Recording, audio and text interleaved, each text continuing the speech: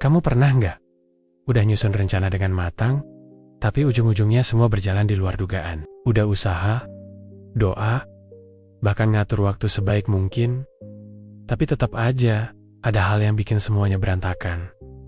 Dan rasanya camper a duck, kesel, kecewa, bahkan mungkin ngerasa gagal. Padahal ya, memang begitu cara hidup bekerja. Kita tumbuh di dunia yang ngajarin kita buat selalu kontrol semuanya. Dari kecil, kita diajarin. Kalau rajin belajar, nilai bagus, kerja keras, sukses, berbuat baik, dapat balasan baik. Tapi makin dewasa, kita sadar. Rumus itu nggak selalu jalan di dunia nyata. Kadang kamu udah berjuang sekuat tenaga, tapi hasilnya nggak sebanding. Kadang kamu udah tulus banget, tapi tetap disalahpahami. Kadang kamu udah hati-hati banget, tapi tetap disakiti. Dan tahu nggak, itu semua nggak berarti kamu gagal. Hidup memang nggak selalu bisa kita kendalikan. Ada terlalu banyak faktor di luar diri kita. Waktu, keadaan, keputusan orang lain, bahkan nasib. Yang bisa kita kendalikan cuma satu. Bagaimana kita merespons. Kalau kita terus ngotot, mau semuanya berjalan sesuai keinginan, kita cuma bakal capek sendiri. Kita bakal stres karena hal-hal kecil, kecewa karena ekspektasi sendiri, dan lupa kalau hidup itu bukan kompetisi, tapi perjalanan. Kadang, apa yang kamu anggap rencana gagal sebenarnya cuma cara semesta ngarahin kamu ke tempat yang lebih cocok. Coba deh, ingat satu hal dalam hidupmu yang dulu bikin kamu sedih banget, tapi sekarang kamu sadar, oh, ternyata itu yang terbaik buatku. Nah, itu buktinya. Hidup memang gak bisa kita atur, seperti daftar tugas yang tinggal dicentang satu persatu. Tapi itu bukan berarti kita berhenti berusaha. Kita tetap boleh punya mimpi, tetap boleh berjuang, tapi sambil sadar, kita gak harus ngontrol semuanya. Kadang, langkah paling berani bukanlah memaksa segalanya berjalan sesuai rencana, tapi berani percaya kalau yang terjadi memang seharusnya terjadi. Jadi, kalau suatu hari kamu ngerasa semua rencana berantakan, berhenti sebentar, tarik napas, katakan pelan-pelan ke diri sendiri, aku udah berusaha sebaik mungkin. Sisanya, biar hidup yang atur. Percaya deh, saat kamu mulai bisa melepaskan, kamu bakal ngerasa jauh lebih tenang. Dan seringkali, justru di momen-momen tak terduga itulah, hidup kasih kamu kejutan yang jauh lebih indah dari apapun yang pernah kamu rencanakan. Kita tuh sering banget, tanpa sadar, punya kebiasaan buat melawan semua hal yang nggak sesuai sama keinginan kita. Begitu ada hal kecil yang bikin jengkel, langsung reaktif, macet, orang nyolot, rencana gagal, sinyal hilang, kerjaan gak kelar. Semua dilawan dengan marah, ngeluh, atau overthinking. Padahal, kalau dipikir-pikir, banyak dari hal itu sebenarnya di luar kendali kita. Nggak peduli seberapa keras kita ngeluh, macet nggak akan tiba-tiba hilang. Nggak peduli seberapa kesal kita, orang nyebelin nggak akan langsung berubah jadi sabar. Dan seberapapun kita coba maksa keadaan, kadang memang nggak bisa kita ubah. Tapi, anehnya, kita tetap aja ngotot. Kita lawan terus, padahal hasilnya cuma satu, capek sendiri. Ada bedanya antara berjuang dan melawan segalanya. Berjuang itu berarti tahu mana yang bisa kita ubah, lalu fokus ke situ. Tapi kalau melawan segalanya, itu sama aja kayak nyerang angin. Kamu sibuk, tapi nggak kemana-mana. Misalnya gini, kamu marah karena temanmu nggak bisa berubah, padahal kamu udah kasih nasihat berkali-kali. Atau kamu stres karena pekerjaan di kantor nggak sesuai ekspektasi. Atau kamu kecewa karena orang yang kamu sayang nggak memperlakukan kamu seperti yang kamu harapkan. Semua itu manusiawi banget. Tapi, sampai kapan kamu mau terus melawan hal yang nggak bisa kamu kendalikan? Kadang, hal paling bijak justru bukan ngelawan, tapi diam dan menerima. Bukan karena kita pasrah, tapi karena kita sadar, nggak semua hal perlu kita menangkan. Ada hal-hal yang lebih damai kalau kita lepaskan. Menerima bukan berarti menyerah. Itu cuma tanda bahwa kita tahu kapan harus maju, dan kapan harus mundur sebentar buat menjaga diri sendiri. Karena nggak semua pertempuran pantas ngambil energi kita. Kita sering ngira ketenangan datang dari bisa ngatur semuanya. Padahal, ketenangan justru datang ketika kita berhenti berusaha ngatur hal-hal yang gak bisa diatur. Kayak laut, dia gak berusaha ngelawan ombaknya sendiri. Dia cuma nerima, lalu tetap jadi laut yang luas. Coba deh mulai perhatiin. Setiap kali kamu mau reaktif terhadap sesuatu, tanya dulu ke diri sendiri. Ini hal yang bisa aku ubah, atau cuma hal yang harus aku terima? Kalau ternyata cuma hal yang harus diterima, ya sudah, biarin aja lewat. Gak perlu dilawan, gak perlu dibawa ke hati. Kadang yang kamu butuh bukan solusi, tapi jarak. Biar pikiranmu sempat tenang, dan kamu bisa ngelihat semuanya dengan lebih jernih. Hidup gak selalu harus jadi arena perang. Kita gak harus selalu benar, gak harus selalu menang, dan gak harus selalu tahu kenapa sesuatu terjadi. Kadang cukup bilang, oke, ini di luar kendaliku. Aku gak akan melawan, tapi aku juga gak akan hancur karenanya. Itu bukan kelemahan, itu kekuatan. Karena butuh keberanian besar buat tetap tenang di tengah hal-hal yang gak bisa kita kendalikan. Kamu pernah gak, pas lagi ada masalah, otak langsung penuh, deg-degan, pikiran muter terus, rasanya pengen semuanya cepat selesai. Padahal justru di saat kayak gitu, kita malah makin bingung, makin panik, dan akhirnya malah ngambil keputusan yang gak masuk akal. Kita sering salah kaprah. Kita kira makin cepat kita bereaksi, makin cepat masalah selesai. Padahal kadang yang kita butuhin bukan kecepatan, tapi ketenangan. Panik itu bikin kita fokus ke hal yang salah. Kita jadi sibuk mikirin kenapa ini bisa terjadi, atau gimana kalau nanti gagal. Padahal itu gak ngubah apapun. Yang berubah justru detak jantung, napas, dan mood kita sendiri. Kita capek duluan bahkan, sebelum sempat nyari solusi. Tenang itu bukan berarti gak peduli. Tenang itu artinya kamu sadar situasi lagi berat, tapi kamu juga tahu kalau panik gak akan bantu apa-apa. Kamu kasih diri sendiri ruang buat berpikir lebih jernih. Contohnya gini, bayangin, kamu lagi nyetir, dan tiba-tiba hujan deras banget. Kalau kamu panik, kamu bisa malah ngerem mendadak, kaca buram, dan akhirnya bahaya sendiri. Tapi kalau kamu tetap tenang, pelan-pelan turunin kecepatan, nyalain lampu, fokus ke jalan, kemungkinan besar kamu bakal selamat sampai tujuan. Padahal hujannya sama, bedanya cuma cara kamu bereaksi. Tenang itu bisa dipelajari, asal kita mau sadar di momen-momen kecil. Kayak pas ada orang ngomong nyakitin kamu bisa langsung bales. Atau kamu bisa diam sebentar, tarik napas, lalu nanya ke diri sendiri, kalau aku balas sekarang, apa bakal bikin aku lebih baik? Atau malah tambah panas? Satu tarikan napas bisa jadi batas antara kamu yang kalut dan kamu yang bijak. Serius, sesederhana itu. Ketenangan juga sering disalahartikan sebagai kelemahan. Padahal, nggak semua hal perlu ditanggapi dengan emosi. Orang yang bisa tetap tenang di tengah kekacauan bukan orang yang nggak punya perasaan, tapi orang yang tahu mana yang layak dikasih energi dan mana yang mending dilepas aja. Kamu nggak harus bisa tenang setiap waktu. Kita semua manusia. Bisa marah, bisa nangis, bisa kecewa. Tapi setiap kali kamu bisa menahan diri dari panik yang berlebihan, kamu sedang melatih kekuatan baru dalam dirimu. Kekuatan buat tetap waras di tengah dunia yang sibuk banget nyuruh kita cepat-cepat bereaksi. Kadang hidup memang gak kasih kita waktu buat mikir panjang, tapi kamu selalu punya kendali buat berhenti sebentar, tarik napas, dan bilang dalam hati, tenang dulu, nanti juga aku tahu harus gimana. Karena seringkali hal terbaik yang bisa kamu lakukan bukan buru-buru cari solusi, tapi diam sebentar dan dengarkan hatimu sendiri. Dari situ, pelan-pelan, kamu bakal sadar, tenang itu bukan hasil, tapi proses. Dan makin sering kamu latih, makin kuat kamu menghadapi apapun yang datang. Gagal, kata yang satu ini, sering bikin kita langsung panas dingin. Bahkan cuma bayangin kemungkinan gagal aja, kita sudah mikir, aduh, nanti gimana kalau orang lain lihat aku gagal? Atau aku nggak boleh gagal, nanti semuanya berantakan. Padahal, jujur aja, gagal itu bagian dari hidup. Setiap orang gagal, cuma beda-beda cara mereka menghadapinya. Yang bikin kita sakit bukan gagal itu sendiri, tapi ketakutan kita terhadap gagal.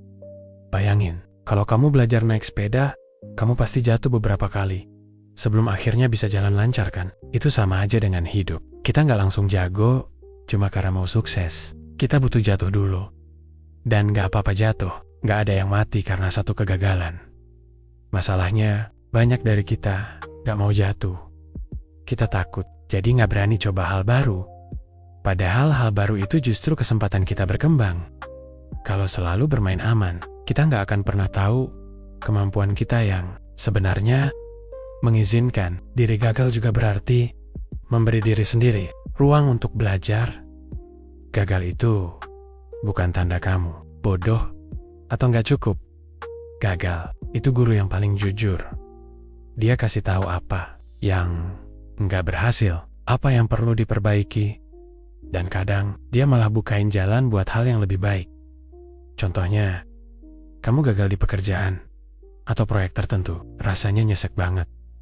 Tapi setelah dianalisis, ternyata dari kegagalan itu kamu belajar skill baru, ngerti cara kerja tim yang lebih baik, atau malah nemu ide yang lebih cemerlang.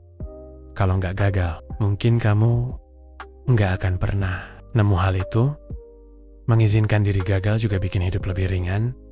Kalau kita nggak takut gagal, kita nggak perlu hidup penuh tekanan untuk selalu sempurna. Kita jadi bisa lebih berani ambil keputusan, lebih berani mencoba hal baru, dan lebih paham diri sendiri. Gagal itu normal, manusiawi, dan justru bikin kita lebih kuat.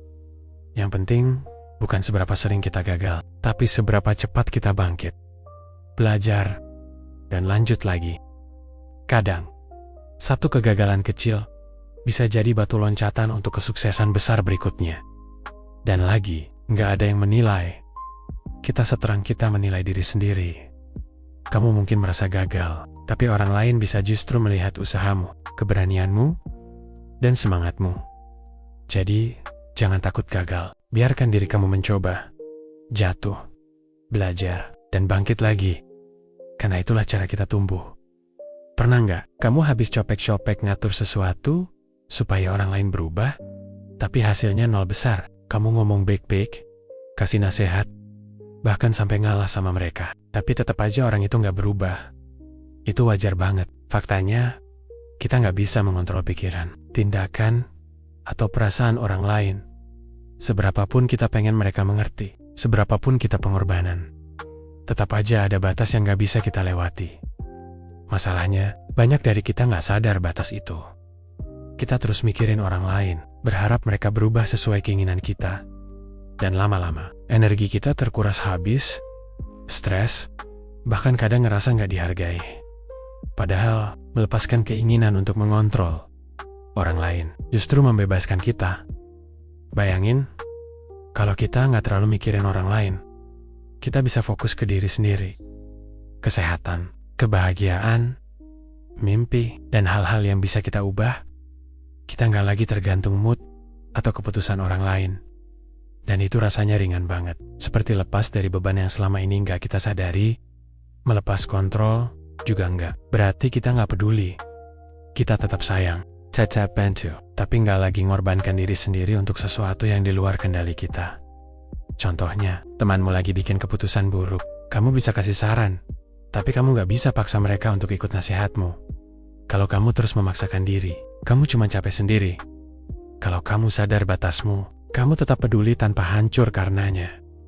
Ini juga ngajarin kita satu hal penting. Orang lain bertanggung jawab atas hidup mereka sendiri.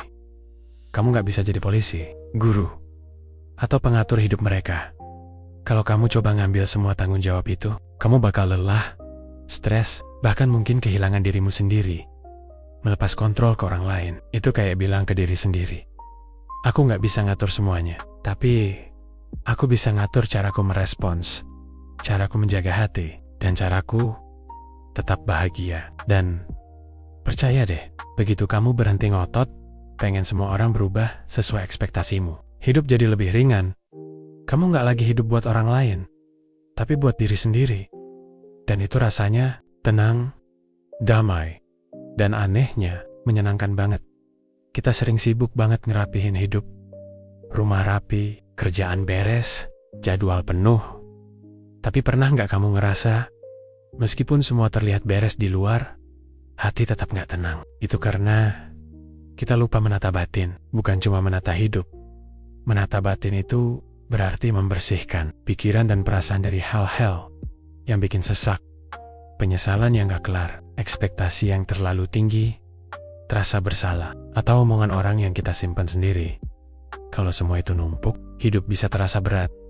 Meskipun secara fisik, semuanya tampak baik-baik saja. Bayangin batin kita kayak kamar. Kalau kamar berantakan, susah cari apa yang kita butuhin, dan rasanya nggak nyaman. Sama kayak batin. Kalau penuh pikiran negatif, susah fokus, susah bahagia, dan gampang stres. Menata batin gak berarti kamu harus langsung jadi sempurna atau selalu positif. Ini soal ngasih ruang buat diri sendiri, ruang buat mengakui perasaan, mengizinkan diri sedih, marah, kecewa, tapi gak terjebak di sana. Ruang buat berkata ke diri sendiri, aku ngerasa capek, tapi aku boleh istirahat. Aku ngerasa sedih, tapi aku tetap bisa bangkit. Salah satu cara sederhana menata batin adalah merenung sejenak tiap hari. Bisa sambil duduk tenang, tarik napas, dan tanya ke diri sendiri. Apa yang aku pegang terlalu keras? Apa yang bisa aku lepaskan? Melepaskan bukan berarti lari dari masalah. Melepaskan berarti kita sadar mana yang gak bisa dikendalikan dan ngasih diri kita izin buat fokus ke hal-hal yang bisa diubah. Menata batin juga berarti merawat diri sendiri dengan baik. Jangan tunggu sampai energi habis, baru nyadar kalau batin perlu diperhatikan. Olahraga ringan, ngobrol sama teman yang bikin nyaman, menulis jurnal, atau sekadar tarik napas panjang sambil dengerin musik, bisa bantu membersihkan pikiran. Kalau batin kita rapi, hidup terasa lebih ringan, keputusan lebih jelas, hati lebih damai, dan kita nggak gampang terbawa arus stres dari hal-hal kecil. Karena sesungguhnya, kita nggak butuh hidup yang sempurna. Kita butuh batin yang tenang, yang bisa bawa kita tetap stabil, menghadapi apapun yang datang. Sering nggak sih, kita mikir kalau melepaskan sesuatu, berarti harus melupakannya sepenuhnya. Padahal, nggak gitu. Melepaskan itu bukan soal menghapus kenangan atau perasaan. Melepaskan itu soal ngasih ruang untuk diri sendiri, tanpa terus-terusan terjebak sama hal-hal yang gak bisa diubah. Contohnya, kamu pernah disakiti seseorang, atau kehilangan sesuatu yang penting. Kalau kamu terus memegangnya, hati dan pikiranmu kayak terjebak di masa lalu. Setiap hari, kenangan itu muncul, bikin sakit lagi, bikin marah lagi, bikin kecewa lagi. Padahal, kejadian itu udah lewat. Kamu nggak bisa mengubahnya, tapi kamu bisa memilih cara meresponsnya. Melepaskan berarti kamu bilang ke diri sendiri, aku masih ingat, tapi aku nggak mau terus-terusan disakiti oleh kenangan ini. Aku mau hidupku sekarang lebih ringan. Lepas itu juga berarti menerima perasaan sendiri. Bukan berarti menekan rasa sedih atau marah, tapi mengakuinya, memprosesnya, lalu membiarkan diri bergerak maju. Kamu boleh masih ingat, tapi nggak harus sakit terus. Kamu boleh menghargai pengalaman itu, tapi nggak perlu bikin hidupmu stagnan. Kadang, kita takut melepaskan, karena merasa kalau kita melepaskan, kita kayak ngianatin diri sendiri, atau orang lain. Padahal justru sebaliknya, melepaskan itu bentuk cinta pada diri sendiri. Kamu bilang ke dirimu sendiri, aku berhak bahagia, tanpa harus terus-terusan digantung sama masa lalu. Melepaskan juga bukan berarti berhenti peduli. Kamu tetap bisa menghargai pengalaman, tetap belajar dari kesalahan, tetap menyimpan kenangan indah, yang berubah cuma cara kamu menyikapinya. Dulu, kenangan itu mungkin bikin sakit. Sekarang, kamu bisa lihat sebagai pelajaran, bukan beban. Jadi ingat, lepas itu bukan lupa. Kamu tetap ingat, tapi kamu nggak lagi dikontrol oleh hal itu. Kamu masih bisa tersenyum, tetap melangkah, dan membiarkan hidupmu berjalan dengan lebih ringan. Kadang, kita terlalu fokus sama hal-hal besar dalam hidup. Sukses, career, hubungan yang sempurna, atau target-target yang tinggi. Padahal, kebahagiaan nggak selalu datang dari hal besar. Seringkali, hal-hal kecil justru yang bikin hati hangat. Coba deh perhatiin. Pagi hari masih bisa bangun, bisa minum kopi hangat, bisa ketawa sama teman, atau sekadar jalan kaki di taman. Hal-hal itu terdengar sederhana.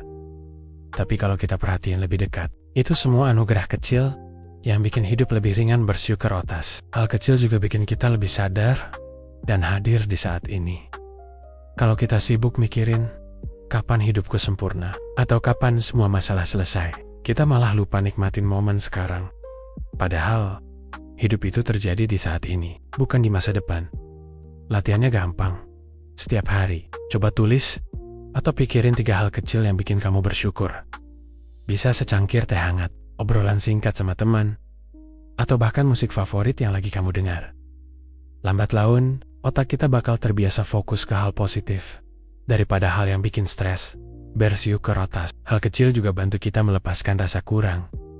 Kita sering rasa kurang, uang kurang, waktu kurang, perhatian kurang, pengalaman kurang. Padahal, kalau kita fokus sama hal-hal kecil yang kita punya, kita sadar, sebenarnya aku udah cukup. Sering kali. Hal-hal kecil ini juga yang bikin hidup lebih bermakna. Tawa anak-anak, senyum orang asing, kopi panas di pagi hujan, pesan singkat dari teman lama. Hal-hal itu nggak mahal, tapi bikin hati lega. Bersyukur bukan berarti hidup sempurna. Bersyukur berarti kita memilih fokus ke sisi baik, meski situasi nggak ideal. Dan lucunya, semakin kita bersyukur atas hal kecil, semakin banyak hal besar yang terasa nggak terlalu berat. Ini juga bagian dari proses melepaskan. Ketika kita fokus sama hal yang bisa kita nikmati, kita nggak lagi terjebak sama hal-hal yang nggak bisa kita kontrol. Hidup jadi terasa lebih ringan, lebih damai, dan lebih hangat setiap harinya. Kita sering banget punya ekspektasi. Bagaimana orang harus bersikap? Bagaimana hidup harus berjalan? Apa yang harus terjadi besok, bulan depan, atau tahun depan? Tapi masalahnya, ekspektasi itu sering bikin kita kecewa, karena kenyataan jarang sesuai rencana.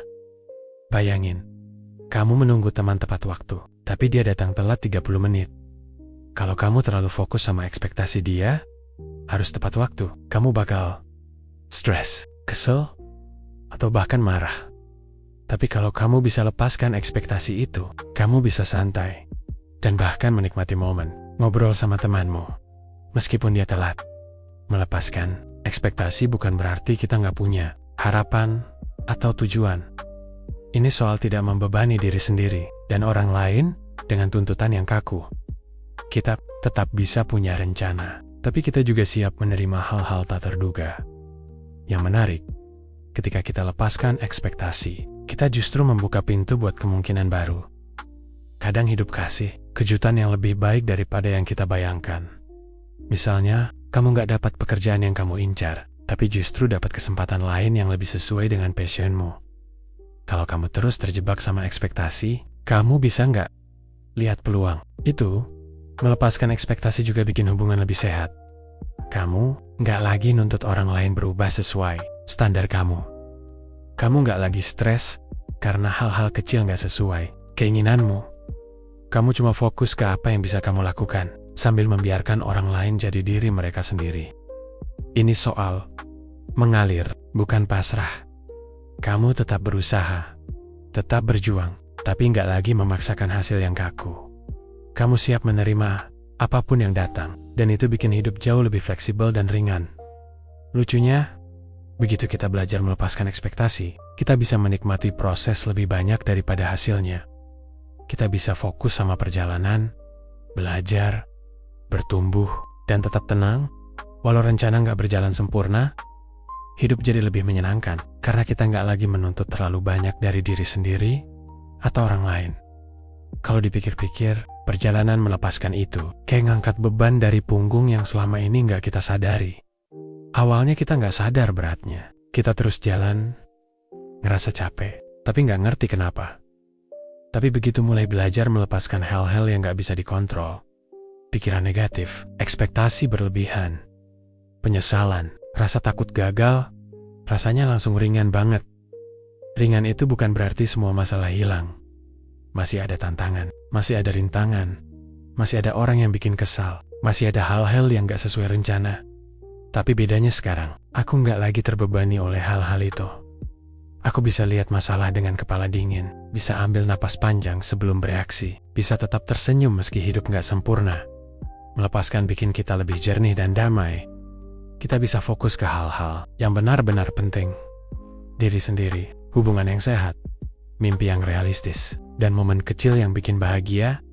Kita nggak lagi terseret arus stres, omongan orang, atau ekspektasi yang nggak realistis.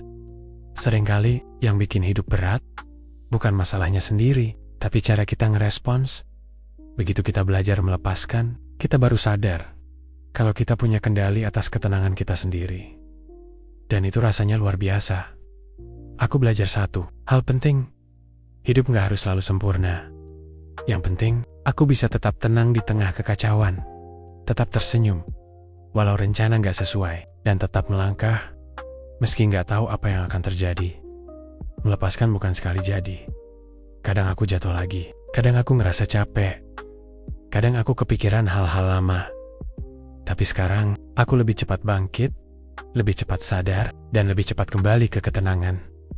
Dan lucunya, semakin aku melepaskan, semakin aku ngerasa hidup ini ringan, damai, dan penuh kemungkinan. Aku nggak lagi takut gagal, nggak lagi tergantung sama orang lain, nggak lagi terjebak masa lalu. Aku cuma aku, yang berjalan dengan bebas. Dan itu rasanya indah banget.